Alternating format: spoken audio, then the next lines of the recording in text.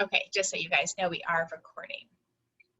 Good evening and welcome to the fourth in a series of virtual chats sponsored by the Nevada Department of Education through its Digital Learning Collaborative. The purpose of the collaborative is to provide information, resources, and support to Nevada's educators and families. Because of COVID-19, most learners are experiencing distance learning in some form or another. Today, we will hear from a few education leaders discussing the topic of our diverse learners. My name is Jordana. I am in my 21st year of education. I spent many years in elementary and middle school as a classroom teacher. I have been an instructional coach, and I'm currently a project facilitator with the ELL division in the Clark County School District. And I'm going to have each of my panelists introduce themselves, just give your name and a short bio and what is your role related to education. Let's start with Dr. Jena Salazar. Hello, I'm Jena Salazar. I'm the assistant principal at Orr Middle School. This is also my 21st year in education. I was a gen ed teacher for 15 years and then SPED, and then I had a coaching opportunity that led to a special ed facilitator job and now an AP. I have done it all as a teacher, and I'm just excited to be here and offer some perspective. Felicia. Hi everyone, my name is Felicia Ortiz. I am a member of the State Board of Education. I've been on the board going on 5 years now. Originally appointed and then elected and recently re-elected for a second term. I am going to define a few terms that were already said because I know how people that come from the outside education might go, what was that? So ELL, English Language Learner Division, SPED is Special Education, Gen Ed is General Education. I am a pretty big stickler about making sure we use language that parents and families will understand. And so if we say anything throughout this discussion today that I feel like needs to be defined, I might pop in and define it. But I got into this role because education's kind of in my blood. My mommy's a teacher, or a retired teacher now. And what really drove me to run for the position was that I saw an awful lot of kids that looked like me and nobody sitting at the table that did. And so I really wanted to not only be their voice, but ask some of the questions that I wasn't hearing asked and really make sure that our kids were getting the education that they deserved. And so that's what led me to apply for the position and then run for it. And equity is my jam. That's the hill I will die on. So that's my main focus, was as a member of the board. And for those of you that are not aware, the State Board of Education is primarily responsible for policy and regulations around K-12 public education. So we license private schools, but we don't oversee them in any way. We do oversee all K-12 public schools and hold them accountable for delivering quality education to our kids. And I will expand on that for a second because you explained it to me very well once, that you guys say the what and then each district gets to do the how of how it's done, correct? Exactly. You're a good teacher. That's exactly what I've learned. Averill, could you introduce yourself, please? Hi, I'm Averill Kelley. I am a doctoral student at the University of Las Vegas. So I am spending a lot of time doing a lot of reading around equity and civic ed. I worked in Clark County School District for 11 years, working at Rancho. And then I went to Mojave when I went turnaround, and that was like the greatest experience. I was able to be student council advisor and just really get connected. And then went to Valley. And then my last gig was at West Prep, not at the university, teaching full-time undergrads who are pre-service teachers, the diversity course in education, as well as I'm a graduate assistant in the Zeder Center for Literacy. So we're looking at how to improve literacy and the collaboration between social studies and English. So I am slowly defining my research topic every day. I do have a theoretical framework, which is great, but the real topic I'm looking at, we'll see. If you're interested, I'm looking at critical race theory, but I think I'm gonna go through the lens of praxis instead of looking at it through counter narrative or something like that. So I'm still trying to figure that out. but that's what I do. Fantastic. And Juliana. Hi, everybody. It's so nice to be here with you tonight. My name is Juliana Urtubey. I am a special education teacher. I was just named 2021 Nevada Teacher of the Year. So I'm really, really proud to represent our state, represent the Latinx community. We make up 1/3 of the state, which makes Nevada feel even more like home to a lot of us. I have been teaching special education for a very long time, about 10 years. I started off as a bilingual special educator in Arizona, and then I've been living here with my family for about 7 years. I worked at Crestwood Elementary for about 7 years in downtown Las Vegas, and right now I'm a hybrid teacher. Part of the day I'm co-teaching in the special education pre-K program, the autism program, and the resource programs. And then the other part of the day I'm doing what we call instructional strategy work. So basically I'm just supporting teachers in everything they need in terms of making their instruction rigorous and building relationships with children and families. And then the part that I'm enjoying the most about my job this year is I get to work with families to help them navigate the technology and all of the different pathways to learn this year. And so I've gotten to work really closely with families. So when this opportunity came up to speak directly to families, I was super excited about it because I just have a lot of gratitude for all the families and how hard they're working and how they're juggling so much to be present and to be so supportive for students. And I really appreciate the opportunity that teachers and families have to kind of get to know each other a little bit better. I know that they're really difficult times. It's not easy for absolutely anybody, but I appreciate the ability to make a virtual community in the meantime until we can get back into our schools.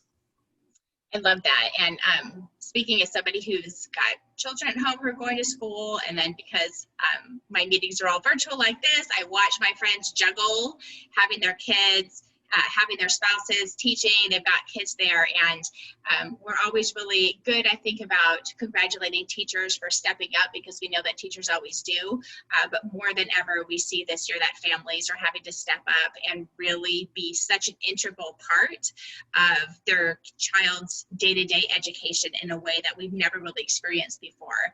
And I'll agree with you, Juliana, there's so much more community building going on, and we have such a great opportunity for more community building and getting so much closer with our families that even though this is such a difficult time, that hopefully will be one outcome is this long-standing close relationship that educators and the education system has with our families. So I'm always looking for the light at the end of the tunnel with being during these COVID times.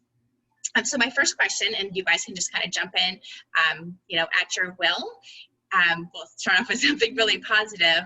In distance learning, what has been successful? So either in the 100% distance learning or in the hybrid learning. And I know, Averill, you're at college level, but my niece is at college, and so she's being affected as well. So it really just goes, to kindergarten all the way through, or pre-K all the way through. What has really worked, especially when you think of our diverse learners?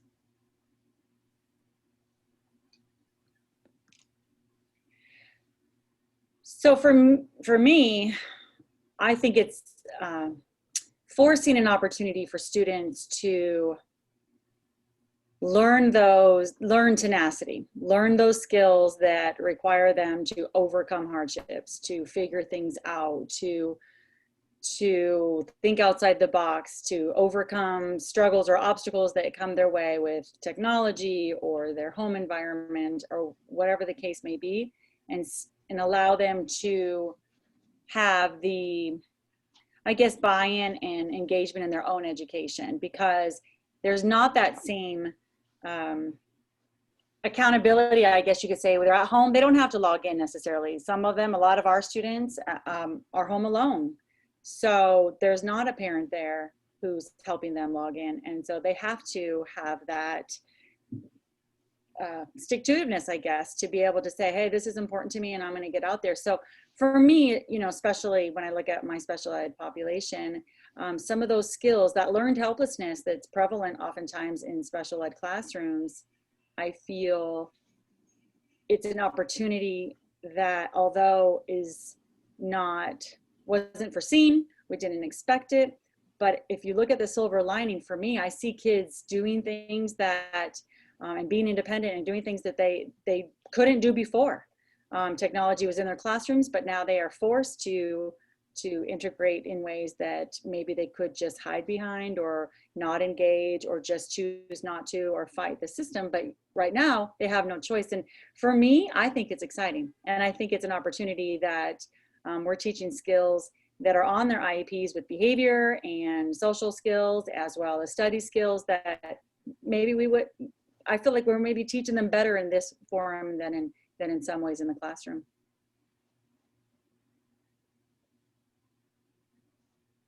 I'm a teacher, so I have excellent wait time. I will wait to see if anybody else wants to pop in. I'm happy to share. I think that there are a lot of things that are working well. There are some students who, have learning and thinking differences who really are doing well under the schedule, the flexibility. They're able to determine their own attention span and get work done on their own time. They're able to not have to do a lot of the things that are difficult for some kids with learning disabilities or any kind of disability. And we see a group of students who are doing really well with virtual. And then you have another group of students who, it's kind of in this transitional phase because it is really hard. And as schools learn more, we are changing and adjusting to make sure that we're responding to kids' needs.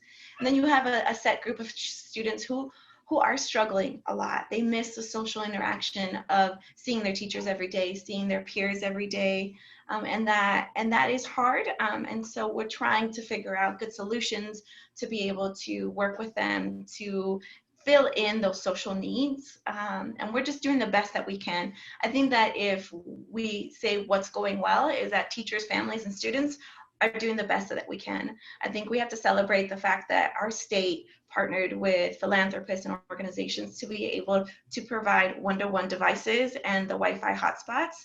I think Connecting Kids Nevada is one of the biggest successes I've seen recently in public education. I speak to teachers from other states and, I haven't heard of anything quite like that. And so it's really empowering as a teacher to know, okay, this family's struggling to get their kid to have quality internet. I can give them a phone number to call, and that phone number has kind people on the other side, and then it's so efficient.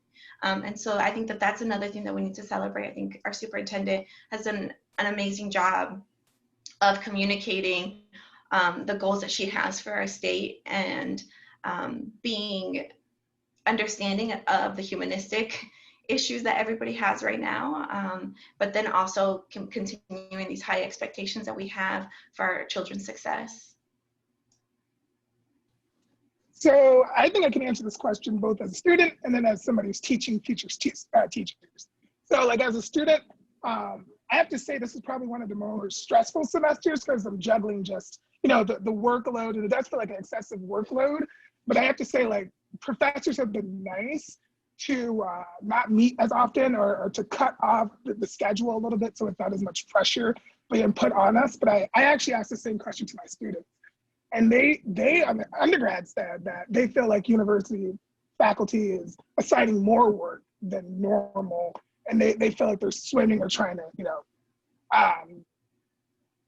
just struggle to stay caught up. So a lot of the times, at least in my course, and then when I meet with students on the outside, I'm always just checking out like their mental health and how they're doing and seeing if they need anything. The great thing about the university system also is that UNLV has grants students can apply for. They have ways for students to get Wi-Fi. There are ways for them to get devices on campus to be successful. They've even opened up different parts of the campus so students can't be at home, they can be on campus to do that. And then I think for me, it's just being extremely flexible. Like this is just a semester, just flexibility. I'll add a little bit from the outside perspective. So from the State Board of Ed perspective, I think the silver lining is one, we've proven what a flexible system we could possibly be. A lot of people for many years have said the education system is not flexible and we can't change and we can't do things differently. We've proven that's possible. what I see as a positive is for the children that have the privilege of having a really good supportive home situation, there is a whole lot more involvement from the parents and a lot more transparency into how their kids are being educated, and that's good and bad. It's good because they're being more proactive, they're really involved, they're working, but it's also, and I think it's a good thing, but maybe not everyone does, it's also revealing very quickly where we have ineffective educators, or where educators aren't willing to go the extra mile and do the extra work that it takes to teach in this format. And vice versa, right? We're getting very clear on which students don't have a supportive family network or situation at home and aren't getting the support that they need. But overall, the response is mixed. There's families that love it. My godkids are thriving. They're doing great. Their grades have actually gone up. But I have other friends and kids that I've talked to in the neighborhood that hate it and they're not doing well. And I hear some not so great stories of children that are really suffering socially and emotionally. So it's a mixed bag, but I really do think that it has opened the door for us to be more flexible and more innovative and really look at potential long-term hybrid models of delivering education so that we're not stuck to this 1940s, 50s model of put the kids in a classroom, put them in a grade based on how old they are and teach them the same thing all day long. Yeah, not for us anymore. Couldn't agree with you more. Amen to all of that. I agree. I think if we go back to how we did school before the pandemic, we have missed a complete opportunity to change education. And I hope that we don't. I think that people are going to fight for that and want that. And I mean, what a missed opportunity if we do. As an administrator, I feel like, yes,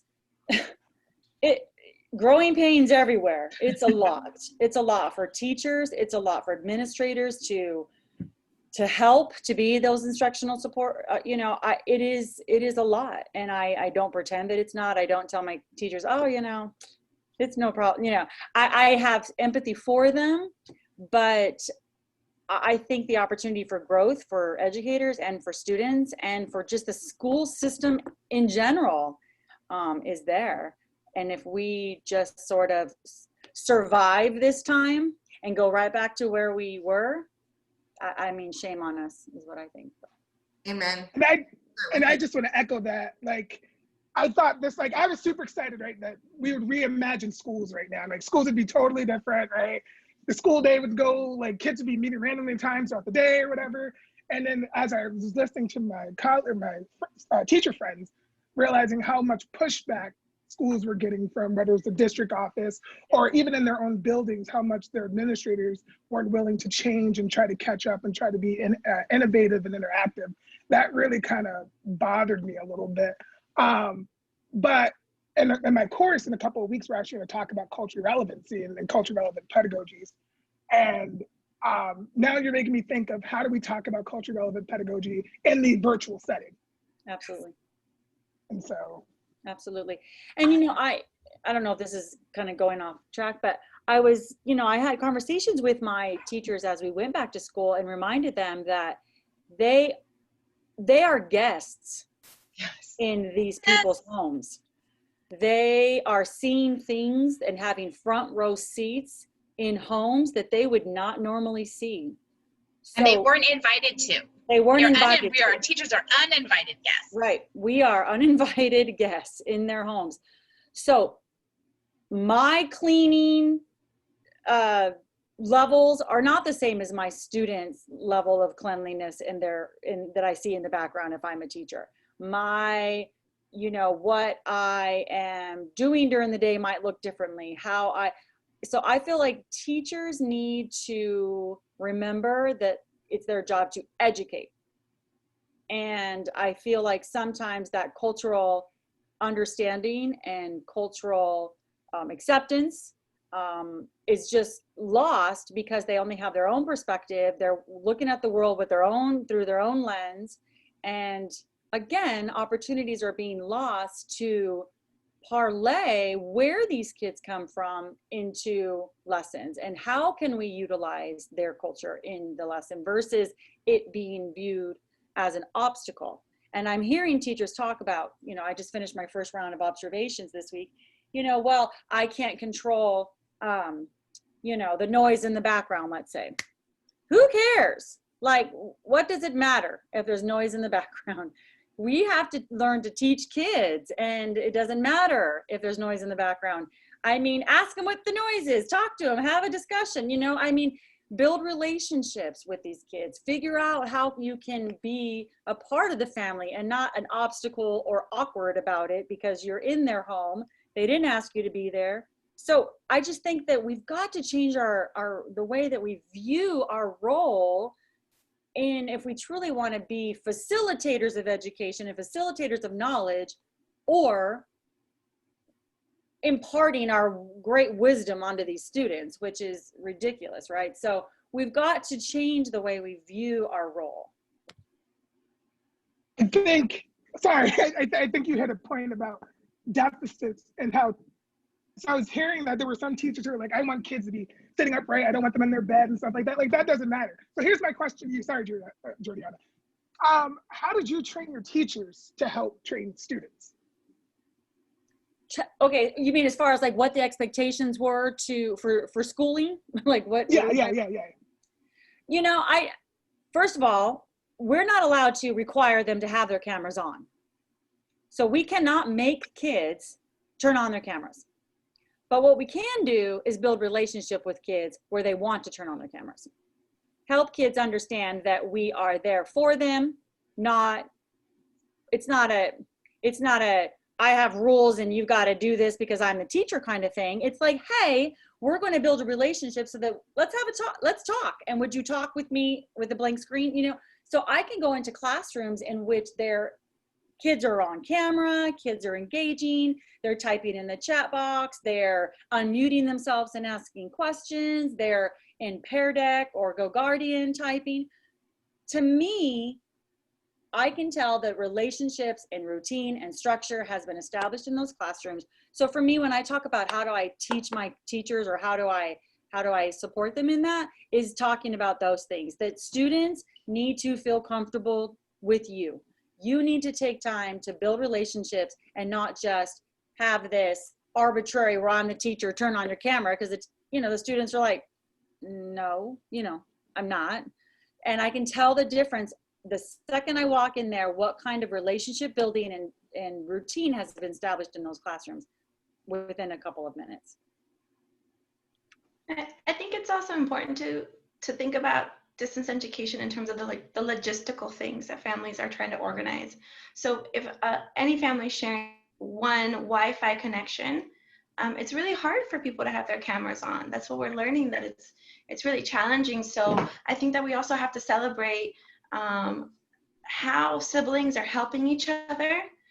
We had parent-teacher conferences this week, and the families were just we're asking them, how are things with you and your family? How is it going? What's working well? What's something that we can support you with? And a lot of it was that flexibility that Averill's talking about, because one of the families mentioned, one of our high school students has this particular class in the morning, and so everybody has their camera off so that he can have his camera on during this class. And so I think that it's really important for families to know that our schools are really trying hard to understand this new dynamic, and I think that it's really important for teachers to look at how they view the world and their asset mindset, and seeing the strengths in family versus seeing, whatever bias or whatever incongruency to their own personal identities. And I think that this is work that has to happen across the nation in people's personal lives and in the professional lives. Unfortunately, bias doesn't divide itself between contract hours and your personal hours. And so families will know when, I think that I think, and I hope this is fair to say, that families know when teachers think less of them. And so I think that families, this is a conversation for families. So I want to center it on families. And I think that our families that are multilingual keep speaking the many languages that you speak at home. Our families that have, 2 or 3 families living in one place, we don't, an educator who's working with you won't mind the noise. We understand that there are lots of things going on, and we're grateful for your participation. So I think that it's really important for us, especially people of color, to feel empowered by our reality instead of trying to hide it because we feel abnormal. And so I think it's really important for educators to know that there is no normal of anything. There is no normal language to speak. There is no normal family configuration, any of that. Now, are there inequities? Absolutely. And so there's inequities that we all have to work together to address actively, daily. And so for families, my take home is that you are wonderful. I hope that distance education hasn't made any family feel like they need to change. Now, there are supports and things we can put in place so that learning occurs more readily in the home. Absolutely. I mean, the solution of having a wall behind you is great, especially for the little kids, so they don't get distracted by whatever's happening in the back. That's terrific, and so there are suggestions and things that we can do to facilitate it and make it easier. But that has been my favorite part about virtual education, is this proximity in terms of relationship building and in terms of just understanding each other. Agreed. So I love all this conversation, and I'm just going to swing it back to a question, because I think one of the questions I have really relates to all this, and I would really like to dive deeper into this. Just this conversation regarding families having to open their doors to us and how that makes them feel, how teachers need to make that shift. But really, as Juliana was saying, how this really brings to light the inequities that we knew were there, but now they are really just stark in our faces, and we really quickly had to face it and address it.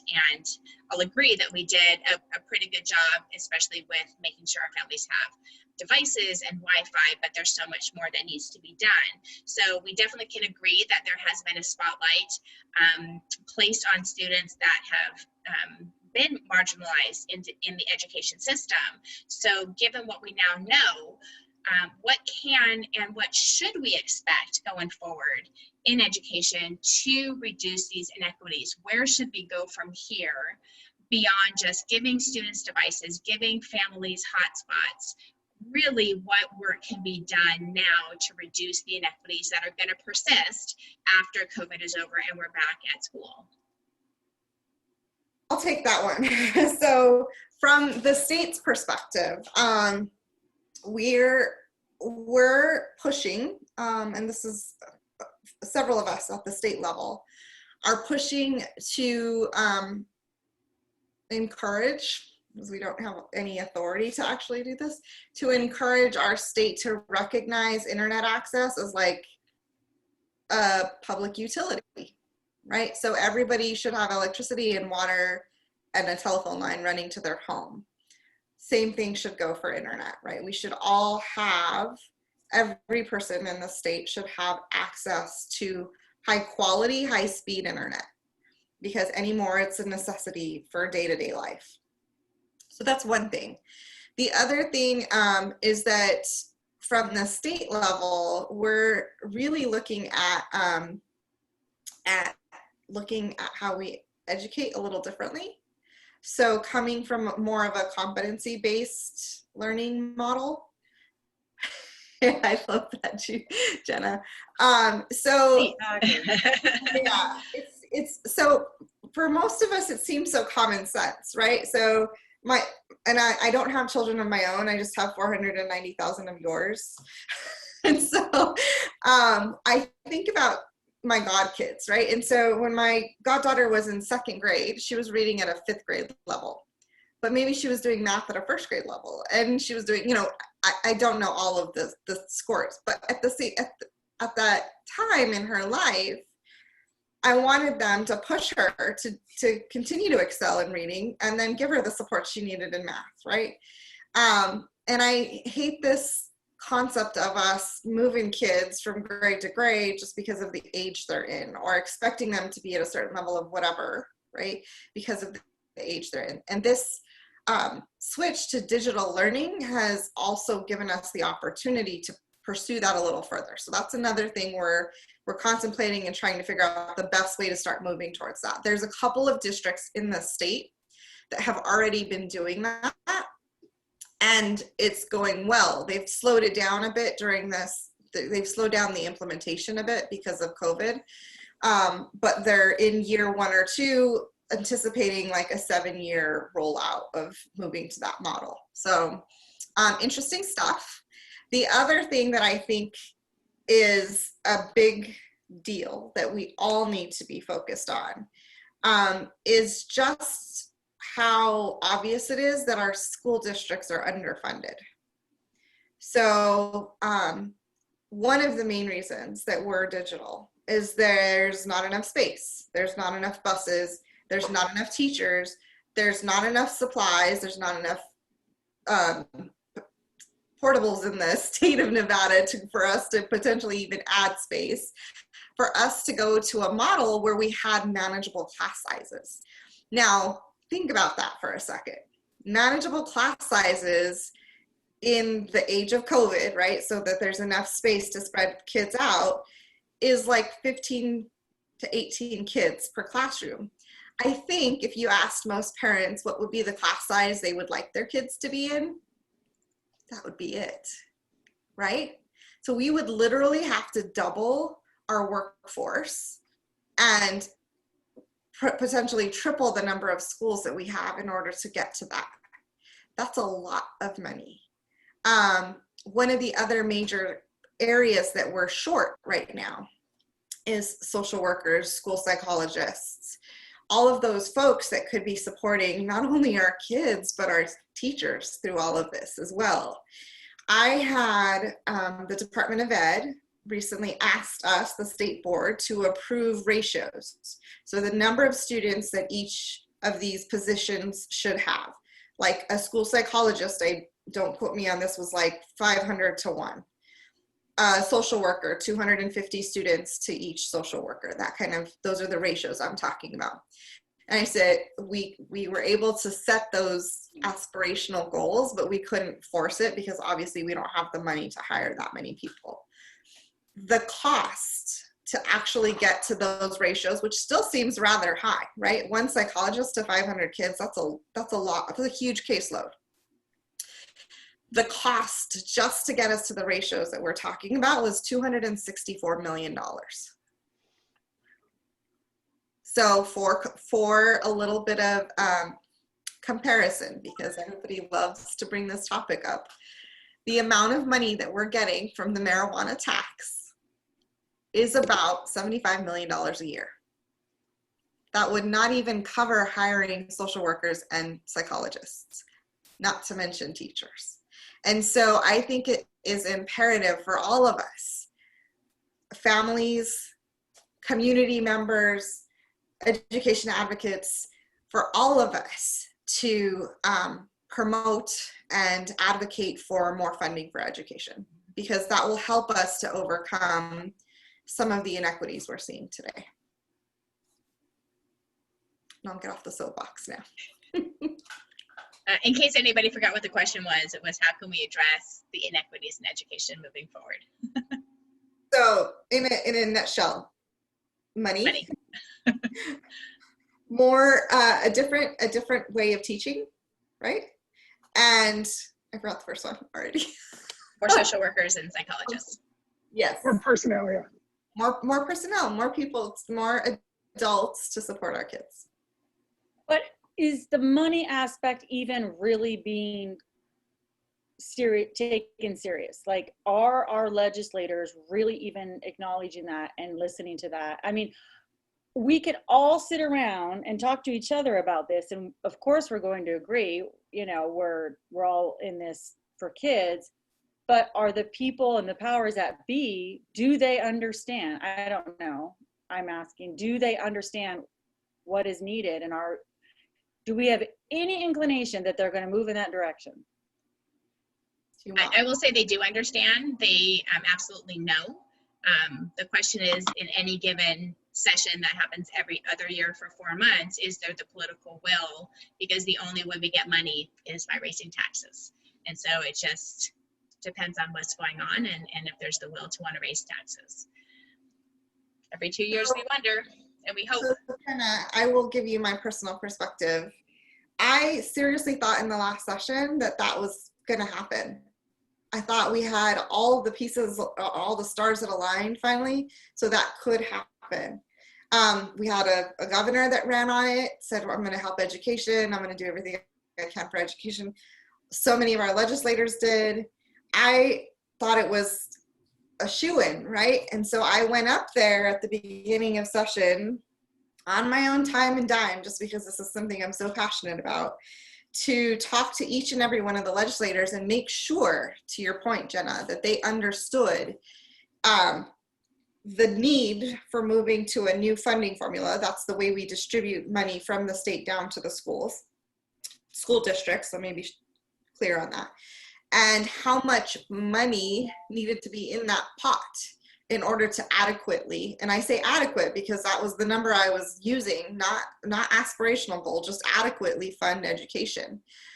By the time I finished talking, I literally booked meetings with every single legislator that was on education committees and met with most of them in that first day. By the time I walked out of the legislature that afternoon and went back to my hotel room, I cried myself to sleep. It was clear that it was not going to go anywhere. And it was super depressing. Yeah. Anybody else want to jump in on inequities? Although I think Felicia has definitely covered a lot of it. All right, I will move on then. I'll shift a bit to something much different. So thinking about our students, I'm thinking that this chat is really geared towards families, thinking about the content that we provide to our students. How do you guys feel our students are able to see themselves and their families in Nevada's curriculum? Well, first of all, we don't have the same curriculum statewide. Like, you know, every school does their own thing. So I don't know how that really, that's new for me. I have worked in, oh gosh, I don't know, 6 districts, 4 states. I think that's it. 6 districts, 4 states. And I've never, now granted, I've never worked for a district that was as large, so that's different, but I've never worked in a district in which every school chose their own curriculum practically, right? That's very new for me. So part, I think, of why CCSD struggles in some ways is because we're not comparing apples to apples. Everybody has sort of their own thing going on. We have some common assessments, we have some common curriculum or programs that are, you know, you see, but it's not across the whole district. So I'm not sure how to answer that question as far as the whole district is concerned. Let me ask it a different way. What do you think teachers could do to help students then? So thinking of our diverse learners, so thinking of our special ed students, thinking about our English language learners, thinking about our students of color, thinking about students that have other types of physical impairments like a hearing impairment or a visual impairment. How can our diverse students feel more included? Looking at the content that's presented to them, what can teachers do to help those students feel like they are represented in the content that is being delivered to them? Okay, I'm going to say it. Implement the multicultural standards. They're right there in the curriculum. I've been trying my hardest, I was going to say it, but they're right there. There's the only group of standards, K-12, where there's 3 groups of standards for every kid, right? And it's in social studies, which is, I think, is kind of interesting, right? Because I don't know how many elementary students get social studies, because I think if you're looking at a study from a couple studies I was reading from in 98, 99, I think students got from K to 6th grade, it was like 3 hours. And it's probably been reduced down all the way down to probably like an hour. I don't know, I'm just trying to say it. So I think we need to do a better job of teaching teachers how to be more culturally competent and to be more inclusive within their curriculum choices, their content. This is kind of like my baby. This is something that drives me absolutely crazy. I'm not saying I was a stellar person at it. I was struggling to do it too, because there's not a lot of content, there's not a lot of resources. But who's creating that content? Who's creating that resource? Who's creating that knowledge? Higher ed. Are there people of color that exist in higher ed that can actually do it? We only make up 1% of the professors not there, but the knowledge is not being created. So I think my biggest advice is teachers need to be informed on how to implement and how to teach the multicultural standards. Because if you look at the way they're written, it is meant to have inclusivity. Can I make it? Okay, so Averill, amen to everything you said. We literally just had a presentation on the multicultural standards in our diversity, equity, and inclusion work group under the State Board of Ed. We're pushing it. We're working on it. They're actually working on creating a resource list for teachers. But here's the thing. We're doing this for families. Families are hopefully listening. We need your help, because I have a feeling some of what you're teaching your kids at home is probably more culturally relevant than what we're teaching at school. And to Juliana's point earlier, this digital learning atmosphere that we're in right now, or this model that we're in, gives us a perfect opportunity to partner with families and communities. And to Jena's earlier point, take things that they're seeing in the home, in many cases that's culture, right? Yes. And incorporate it in your lessons, right? If your kids are constant, like I was one of the kids that brought tortillas to lunch every day, right? If you're teaching a science class, have the mom teach them how to make tortillas and use measuring cups and multiply the recipe so that they learn how to multiply fractions, right? Like there are so many ways that you can incorporate culturally relevant stuff into your lessons every day. And I'm not even a teacher, but my mom was awesome at doing this. And so I think that there's a ton of ways, Averill, to your point, it doesn't exist, frankly. Yeah. Majority of the curriculum providers that produce curriculum for our schools are just now getting to the point where they're actually thinking about cultural relevancy and bias testing their curriculum. We have to do it ourselves. We have to, and I think a big piece of that is teachers being willing to be open and vulnerable and look themselves in the mirror and address their own implicit bias, right? So that they can move past that and understand how much beautiful contributions there are from the diversity of our students. I mean, nowhere else, I don't think anywhere else in the world could you find a school district where 72 languages are spoken, you know, and where we have such a rich tapestry of diversity. And so I think it's an opportunity for us to work with families to develop opportunities to work that into our curriculum. And I'll even take that a step further and take that back to Jena's point way at the beginning of this conversation. That's the best way to build community. You are telling kids, I see you, when you say, hey, you're eating tortillas. Did you make those yourself? And now you're acknowledging their kid, you're admiring their culture, and you are asking them to bring it out to everybody because you're valuing it. And what a great way to build community, which, to Jena's point earlier, that's the core of everything. Nothing else in education will ever move forward if you haven't taken the time to build a community and let your students know that they are seen and loved and valued. And so what a great wraparound for all of that, to supporting, educating students through building community, recognizing their culture, showing them value, and then we can really take them forward with calculus and physics and all that other fun stuff that we're trying to do. Right. Anybody have any final things they've been just dying to say and haven't piped in with yet? I have a few things. So, you know, I think we have to take it a step further than just cultural relevancy. It's cultural respect, cultural responsibility, culturally responsible education, right? I think that there's been some celebrations in that a lot of the students who may have not felt as comfortable speaking their home language, being home this much has allowed them to increase their skills in that language. And I think that that's that's incredible. I think that's really important. And there's important skills that are being learned from kids being home.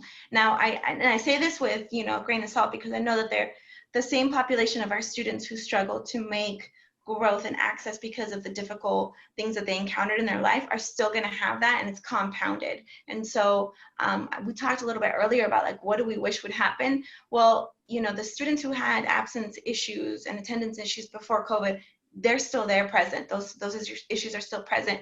We need to design something different for those students who, even with one-to-one, even with one-to-one devices, that means that every child has their own device, Wi-Fi, they're still not able to attend.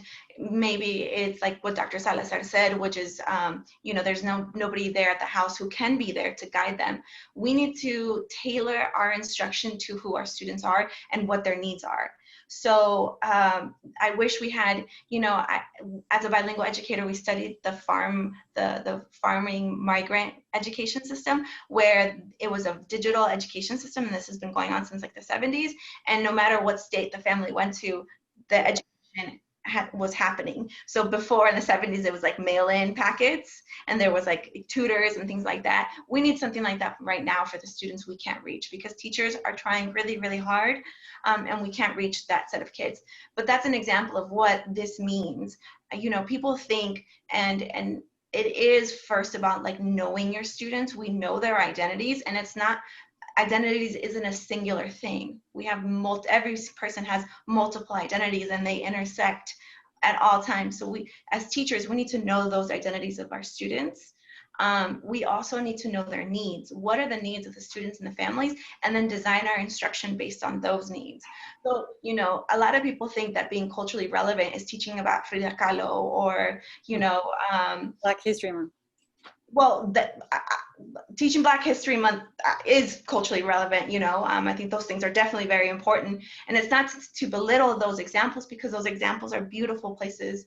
But I think it's knowing who your students are as people, knowing how their worlds relate. If we look at our communities, we want our educators to be part of the communities they teach, not just kind of like a vacuum where they go there and then they leave. How are they connected to the community? And so I think COVID exposed that if we didn't have those connections before, how it's going to be even more difficult to build them virtually. Can we build them? Absolutely. And I think that families are paving the way for us to do this, because families, when they're able to, they're providing us with so much information. And I really hope moving forward that we continue to have that level of proximity with families so that we can continue to learn about the students. But, so at the end of the day, it's a matter of, do we really know our students? Another tool that I like to use, because, we can sit around and wait for culturally responsive standards to be adopted by the state or by our district or by our school. But there's a lot of resources out there available. One of my favorites is the Teaching Tolerance Social Justice Standards. And I think if a family wanted to support their child in terms of their understanding of equity and inclusion and diversity, and support their children in developing and fostering positive identities, that's where you would go. I think it's a 12-page PDF, and it tells you by grade level exactly what kids should be able to do. Like in kindergarten, kids should be able to name their multiple identities and feel happy about their identities. So these are things that we don't need to wait to have a training or anything like that. We just need to be introspective and really see our students, like you said, really see them. But I think the time is now for that. In terms of how students see themselves in their curriculum, well, it depends on the teacher. How does the teacher see them? So I have a few final thoughts. In talking about, I said Black History Month, I think that sometimes we go an inch deep when it comes to cultural relevance and understanding. And we oftentimes, I feel, in education as a whole, we do things like Black History Month in a checkbox kind of manner, that we have met that standard, we have done that to include a certain population of students, and I feel that that isn't enough. It's not enough in 2020. And I feel like we need to take those things a step further to help students of color feel important every day and not just in February. So that's why I mentioned Black History Month. Second, talking about, for too long, I think there has been a adversarial relationship between families in the school system, and instead of being a partnership. And I think that that needs to be addressed. I feel that families and parents feel like the school thinks that they're, not doing a good job. And I think that the school thinks that parents aren't doing a good job, and it goes back and forth. And I think everybody, as Juliana had said, is doing their best.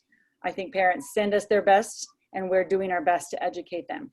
But if we have a partnership between the two institutions, I think we'll find ourselves a lot more successful versus an us against them kind of relationship that I feel is in education right now, and that needs to be addressed. Next, I feel like I completely agree that identity aspect for students is important. Kids need to see their own identity, and I also think teachers should be a little bit more open in sharing who they are as human beings as well. That it doesn't, I don't have to have this facade that I'm your teacher and that you don't need to know anything about me personally. Of course, we can be appropriate in that, but I think teachers should be open to their students, and it should be a free and safe and healthy environment for everybody to be who they are. And I think we missed the boat in that too. And so I think that that's important. And finally, I think it is also a misstep in education that oftentimes we assume what families' needs are instead of asking them. And I think that we need to work on that as well. I can make assumptions based on data. I can make educated decisions based on data. I can talk to isolated parents. We can send surveys until we're blue in the face, because we do that a lot in education. But do we have relationships within the community and within the school system so that I can just say, what is it that you need and how can we help you achieve that or get that, or whatever the case may be. But there is such a divide, I think, between families and the community and the education system that until we start bridging that gap and start having partnerships and relationships, and that they view us as we're on your side and you're on our side, and together our goals are to educate these kids, I think it's going to be difficult. Amen. Anybody else? You all had a lot to say tonight. Then I would just like to thank you guys. I can't tell you how much I appreciate not only taking the time, but having one more virtual meeting today. I'm sure this was not your first. Hopefully it was your last of the day, but we all have that Zoom fatigue, I think, at some point going on, especially on a Thursday. So thank you so much. And for people who are listening, if you're looking for more resources, both from the teacher end and from the family end, please visit nbdigitallearning.org, where we have housed more lots of resources. Usually once a month we kind of do a dump of resources, so please check back frequently. And thank you so much for joining us. We will see you next month. Thank you.